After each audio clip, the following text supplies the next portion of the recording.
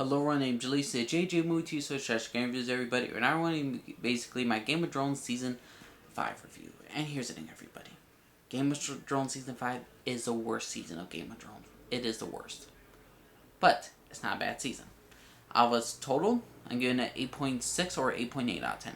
It's a good B plus season. Here's the thing. Why is this season bad? Here's the thing. They kill off characters that they improve upon, and they give so much screen times to characters, and they don't improve, and they give certain characters a lot of screen time, and they don't get rid of them. They don't kill them off. Here's the thing, everybody, and they don't improve upon their characters. That's a simple thing. The improved characters get killed off. The not improved characters stay around. Why? Here's the thing. Let me just say some positives. Arya Stark's journey through this season, great. Dany's storyline, a lot of people don't like this entire thing where her staying in Slaver's Bay or Marine and helping the slaves to keep control. I find it an interesting storyline. I especially found it interesting with Tyrion and Jorah Mormont, their little travels together. I enjoy that. And I also enjoyed the whole thing in King's Landing with Cersei, Marjorie, Tyrell, and her Loras, along with Tommen, Baratheon. I just find that dynamic in King's Landing very, very good. But what kills this season? Here's the thing. They kill... also the Night's Watch thing, all about the Night's Watch and the Wildlings, that was pretty dang interesting. And since you all know what's going to be the end of Game of Thrones season, beginning of season 6 of Game of Thrones, with Jon Snow coming back to life, his death don't really matter that much. But here's the thing in this season. They kill off Stannis Baratheon in the most epic, stupid way. We see this rise of his characters. A lot of people didn't like Stannis Baratheon. I always liked him because I always liked the story from the books. I always liked his character. He was a good, honorable man, and to me, he got very unjust rewards for the stuff he's done in wars and how he nearly starved on freaking Storm's End along with his wife, and he was rewarded Dragonstone, which is a useless piece of rock. Yet I find Stannis Baratheon a pretty dang great character. I do not hate him. I enjoyed him, and he was in my top 10 Game of Thrones characters. But the problem is, though, all the scenes that they had with him throughout the entire season, so season 3 and season 4 of him moping around after he lost to the Lannisters in the Battle of the Blackwater, his character is in Game of Thrones season 5. He starts to form a bond with Jon Snow. He goes to face Ramsay Bolton, and he loses. I don't care if he loses. The problem is, though, we did not get to see the final fight scene. He sacrifices his daughter and burns her alive. And here's the thing. You could say anything you want about Game of Thrones, but burning a child alive just really crossed the line. And that really got to me. But the thing is, though, also, why the daughter? Because here's the thing. They need the king's blood, and they needed Stannis' blood in order to do the sacrifice for the Lord Elect. Here's the thing. They introduced in season 2 Stannis' crazy wife, who had 3 jars of her children preserved. Boys of her sons, and they're dead. They still have king's blood in them, and they preserve it. Why not use that? Did the writers forget about George R. R. Martin's the 3 kids? Why didn't Stannis just say, wait, before he was about to burn his daughter? Why not take those 3 jars of his sons, since that wife carries with her around everywhere, and dump them and use that for basically for the sacrifice for the Lord Light? And if that did not work, then that still proves that the Lord of Light, the Red Witch, basically, of how her power is not all that powerful, and how Stannis even provoked the Lord of Light into not giving him nothing. I mean, Lord of Light shown the way, led him the way by melting the snow, but he didn't do enough. And Stannis has lost everything. He lost his wife. He lost his daughter. He made the ultimate sacrifice. And the thing is, though, if you're gonna build a character up, make it kind of an interesting ending. If you're just doing this stuff like he's dragging along, he's stubborn and all that shit, we grew to like Stannis' character a bit in season 5. Then he burned his daughter. Then it's like the worst of the worst, because how can anyone really care for a man who burned his daughter alive? It's horrific, and it shouldn't have ever happened. And in my opinion, it should not ever happen I don't want it to happen in the books. It hasn't happened in the books yet, but it should never have happened.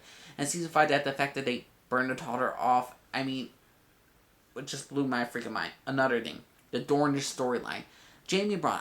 I do not hate the season because I hate certain things about the season, because when they went to Dorne, He had all this storyline, and for the last 2 episodes, they could have done something with Dorne's storyline, and Myrcella should have just left with her prince, her engagement to one of the princes of Dorne, the next heir of Dorne, to go to King's Landing and to work with them, basically Cersei. And I would just love to see that political stuff with Cersei, along with her daughter, how her daughter has grown up, and how she's with her new husband to be. But the thing is, though, they kill off Myrcella, an interesting character that had an interesting little moment with her father Jaime, how she admit that she's proud that you're my father, and they kill her off with the poison. And now we're gonna get the same old thing: Cersei and Jaime, mad as heck, plotting war and all that stuff. But rather, what I loved about Game of Thrones, especially about season 2, was the politicalness of Game of Thrones. How you are in a great game now, and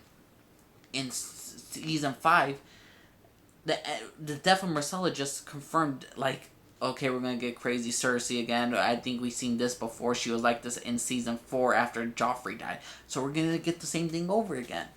Great job, Game of Thrones. We're gonna have the same thing freaking over again. Are you kidding me?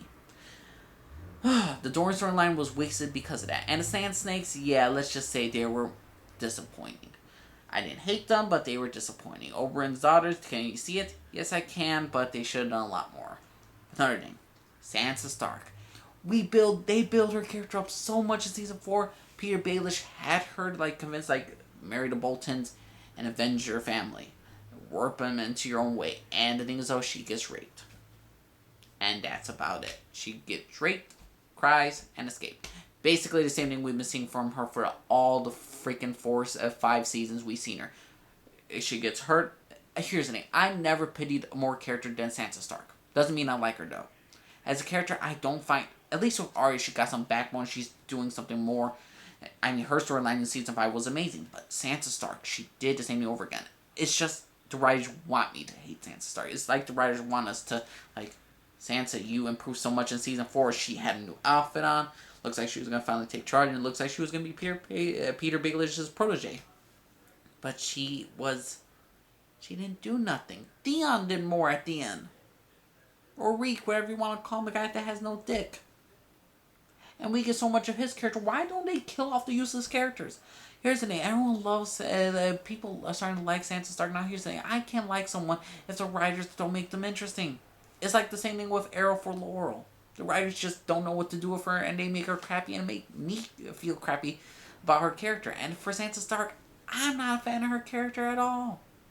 I need to see her build up. She was building up to something, and she did do shit in season 5. She gets raped. That's it.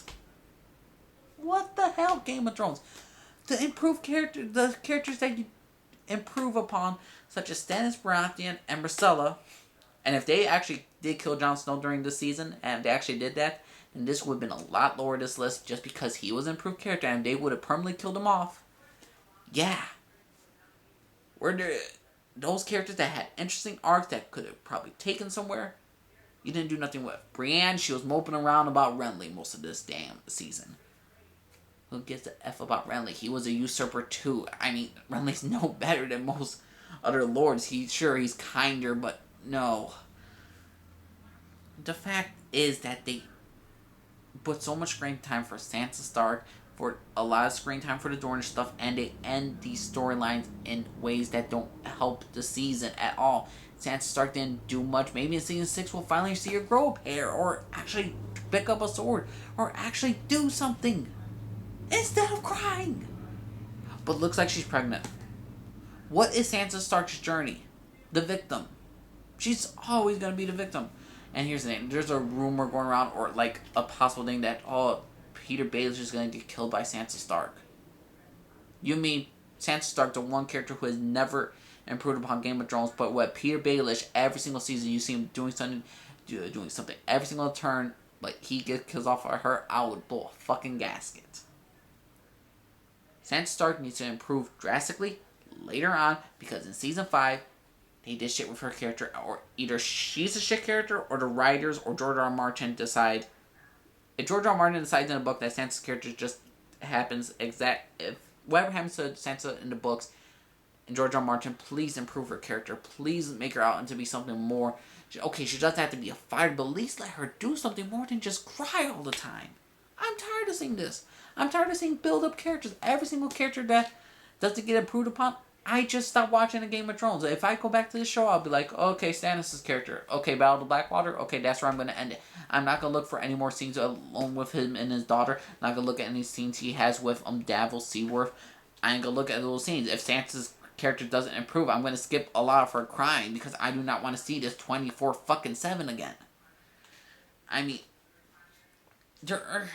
why are you dragging upon characters along? And I'm definitely not going to see Theon Greyjoy get tortured again and again and again.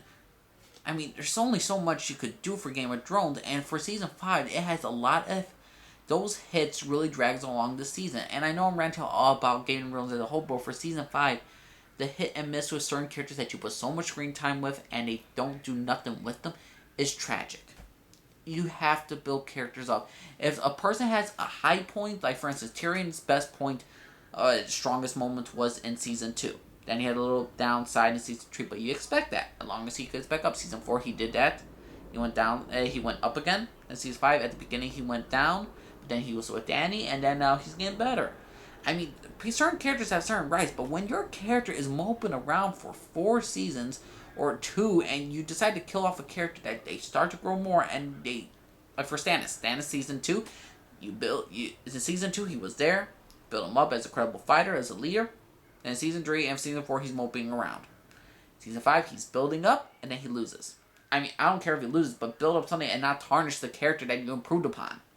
Sansa Stark, you see little hints that she might improve, but she keeps on crying. Or the writers just don't know what to do with her, and they're just making her really epic stupid. And Theon, well, he's been tortured in Season 3. He grew up to something in Season 1 through 2. Get tortured Season 3. Season 4, more torture. Season 5, he's going through more mental torture. And then he finally breaks free at the end. So maybe Theon gets a little bit of plus, but still 2 seasons worth of someone just going through the same steps over and over and never improves as a character or not as entertaining doesn't deserve to be around, in my opinion. But yeah, everyone, that's my opinion about Game of Thrones Season 5. Let me know what y'all think, everyone. Subscribe if you like, disagree down below, leave a comment down below, let me know. Respect my opinion, I'll respect yours. Just let me know what y'all think just let me know what y'all think, everybody, about Game of Thrones Season 5. Sorry if I talk so fast, but that's how I am. And yeah, Game of Thrones Season 5, it's an 8.8 out of 10. It's a B+ season, maybe a B-. And maybe it'll go downhill more after I rewatch the series again for a third time for the Season 5, because I just watched it a second time now that I bought it. And I'll try it a third time to see if I find it any more different. But yeah, everyone, named Elise, signing off from everybody. Bye.